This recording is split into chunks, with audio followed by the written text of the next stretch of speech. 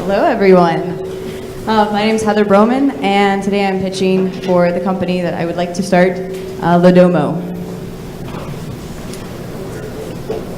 So who am I? My work experience, today I am a solutions analyst and a business consultant. I like to think of myself as a professional problem solver and part-time detective. That's how I view myself. Others may not view me the same way. And I'm a former paralegal. And I like to view that role as more of a professional therapist that helped to navigate the court system and a lot of life's problems. Educationally wise, I have my master's in security assurance, information technologies, dealing with risk mitigation, ethical hacking, and forensic analysis. And my bachelor's is in social science, so a lot of psychology classes, pre-law, politics, economics, and secondary ed, although I dropped out my last year, but I do have teaching courses under my belt. So what does Ladomo even mean? Lo is for life organizer, do, death organizer, mo, money organizer. It's pretty simple how to put that together, but I think it sounds pretty nice, Ladomo. What is the mission? What I want to accomplish here? It's really to enhance the lives of individuals, the people that they care about most in their lives, and also the lives of the people who care about them. And I apologize that the slide, I swear it looked more put together before here, and kind of compacted on here. But I have 5 main goals.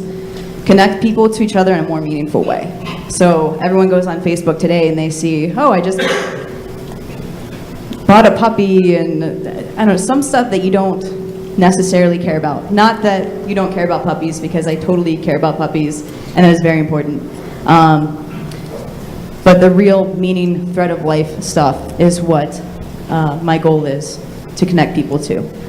Also connect those people to services that they need throughout their life and their death, and allow for a more simplified and intuitive way to manage their life and the money that they have, and connect it to the legacy that they will leave behind, as well as those assets that they'll leave for their families and loved ones. And I would also like to allow for the powers of attorneys and executors for a clear plan of execution whenever their loved one is ill or has passed away, and for social interactions to be shared throughout life. Maybe there's some person that you meet in life that just really connects with you and you connect with them, and whenever they pass away you want to share that with their family. So now I'm going to share something really personal with you, and it's pretty bad news, hence the bearer of bad news. I'm going to die. There's more bad news. You are going to die.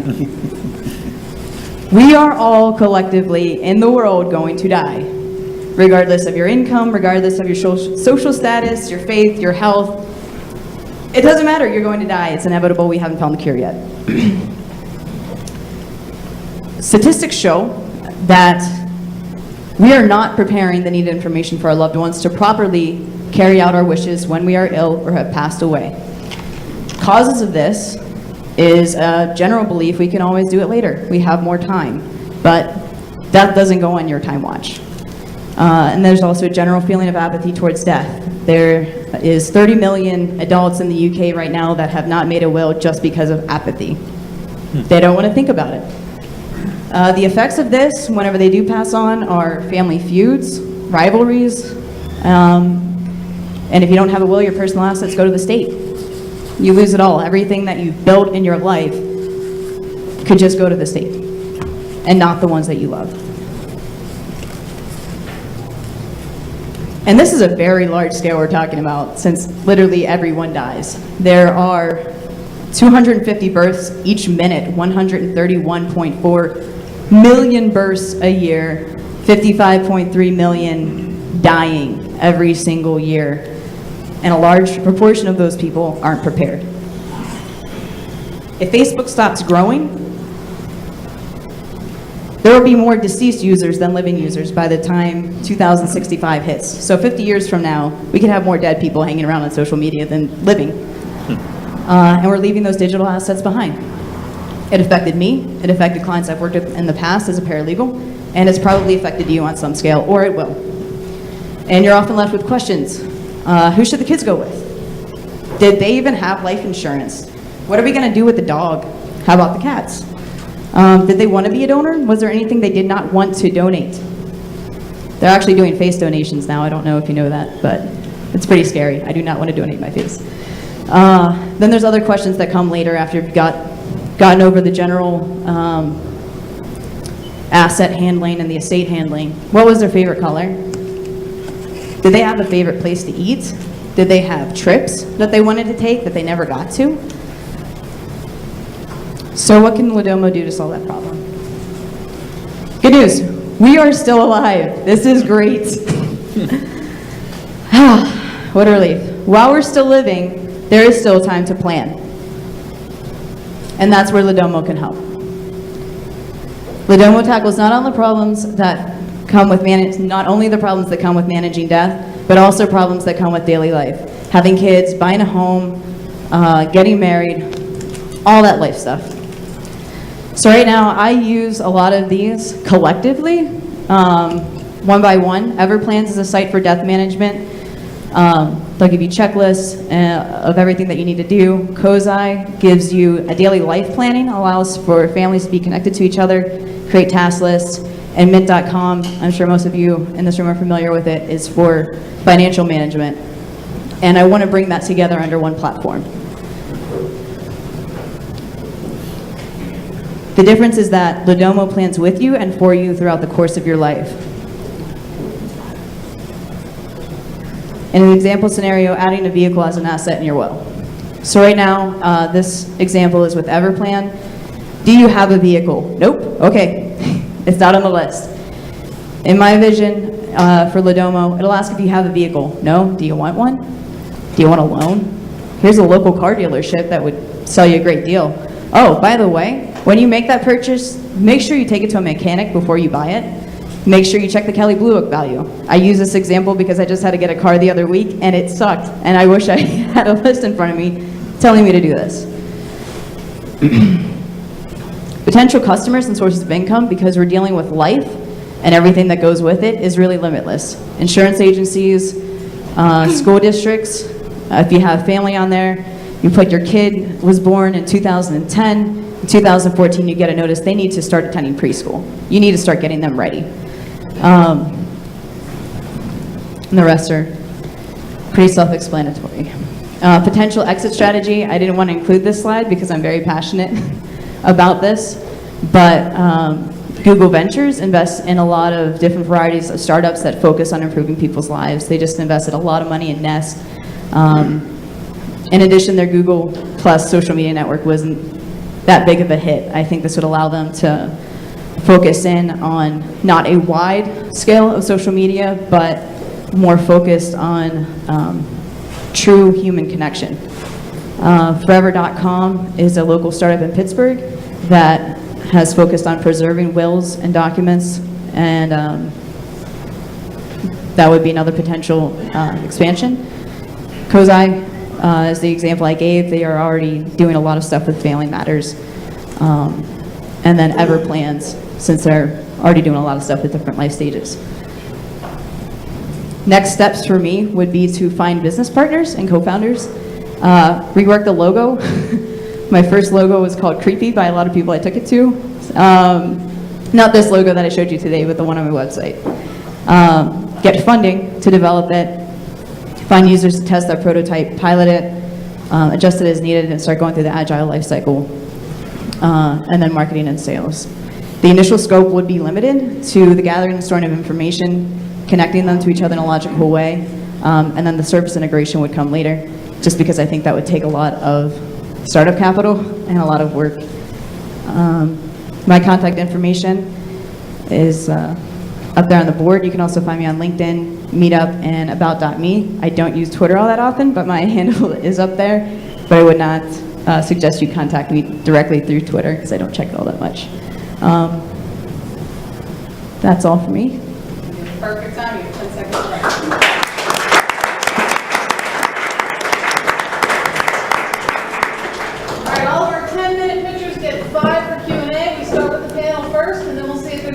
from the audience. So, Don? So Heather, congratulations for going first. You should get some type of award for that. There were two things that I heard, and I think it is a big problem. We all are going to die. But there's a phrase in the startup community called boiling the ocean, and you identified basically every conceivable opportunity. But most companies, when they start out, have a more targeted, addressable market, at least initially, and then they expand from there. So something I'd suggest is focus on where the greatest pain point is or the greatest opportunity is as your initial launching point before you try to boil the ocean or be something for a lot of different groups. The other thing that I would have liked to have heard more about in your pitch is your revenue model. How are you going to sustain the business, and who's paying for what and how much is that going to cost? But other than that, good job. Don, you stole my questions. Because I was thinking about exactly those two questions. Let's see. Regarding the scope, as Don mentioned, I feel like the scope is really big, right? Right. That's You want to be everything for everybody. Yeah, and so I agree with Don that you probably have to think about like maybe one set of problem. I can sort of extrapolate or think about like what you're actually selling and how you're making money, but it wasn't explicitly laid out, and so it was I'm left guessing, but I can hopefully make some educated guesses. I don't really have it figured out yet either, so It's part of the thing. I think you're also, when you talk about yourself in the beginning, that's good. But I feel like if you were to adjust that sequence a little bit differently, it'll make me easier to understand like how you would fit into your idea.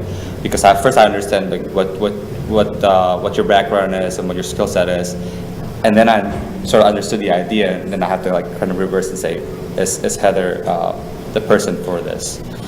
So thanks.